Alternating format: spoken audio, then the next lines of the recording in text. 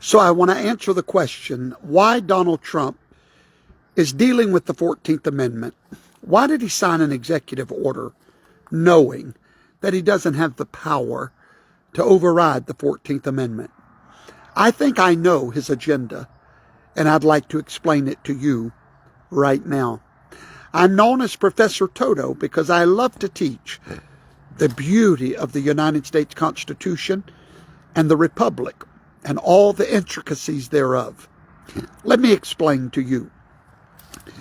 The primary root problem of immigration in the United States of America is not at our southern border. It's not at any of our borders. The primary root problem is an asinine understanding of the 14th Amendment. Supposedly, the 14th Amendment gives carte blanche, freedom and citizenship to anyone born in the United States of America. This is such an asinine understanding that many nations in the recent years have ended birthright citizenship. In other words, Great Britain just a few years ago said no more, we're done. Just because you're born here doesn't make you a citizen. Australia, New Zealand, on and on and on. In the last 20 to 30 years, these nations have killed this problem in their nation. Now, the United States of America has allowed this to go on for too long. Someone has to end it. It's time for a change. That someone is Donald John Trump. Yes, he knows that signing an executive order is not going to end the problem. He's well aware. But here's what it is going to do. It's going to finally force the United States Supreme Court to come to a decision on this delicate matter. The 14th Amendment is not plain. It's ambiguous. So when you're watching CNN and they're having a heart attack over how plain the 14th Amendment is, no, it is not. The reason that it's not is because of one line, subject to the jurisdiction thereof. That one clause makes the 14th Amendment ambiguous. What does ambiguous mean? Confusing, unless you know the context. It's just like the Word of God.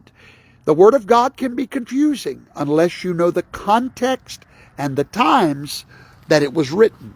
So let's go back to the time that the 14th Amendment was written, and I'm about to educate you so that you can educate your liberal friends. The name that you need to remember is Dred Scott. Dred Scott was a slave.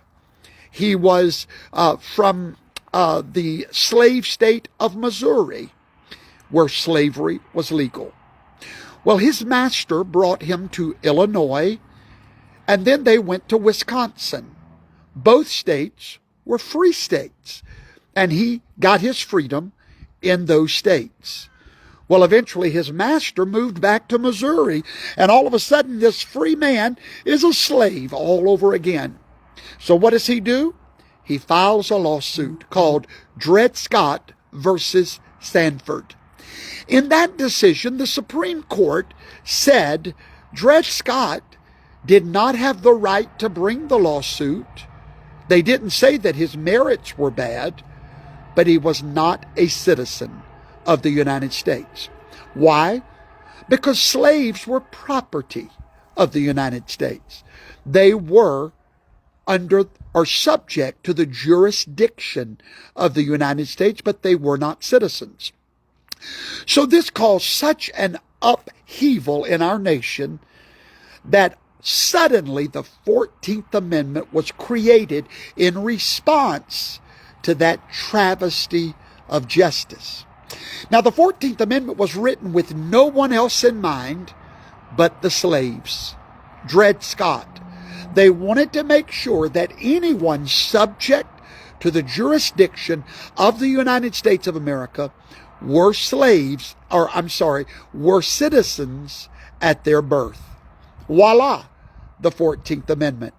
Absolutely nothing to do with children born here from immigrants or children born here accidentally or where you stop and drop. You just stop in the United States, drop your baby, and we now have an immigration problem.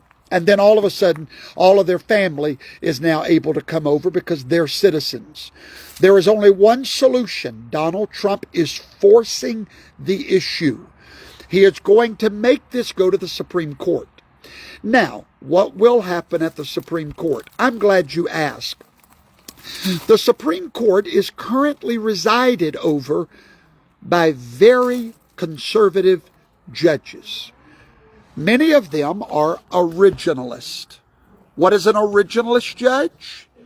An originalist judge believes, like I believe, that we do not interpret the Constitution in the modern times, in the modern language, but rather we search the intent of the law. We go back to that moment when the law was written. We discover what was in the minds of the jurist when it was written, in the lawmakers. How and what was the intent? And friends, those originalist judges, when they see the intent of the 14th Amendment, it will be considered unconstitutional. Donald Trump will win with the 14th Amendment. Watch. He knows what he's doing.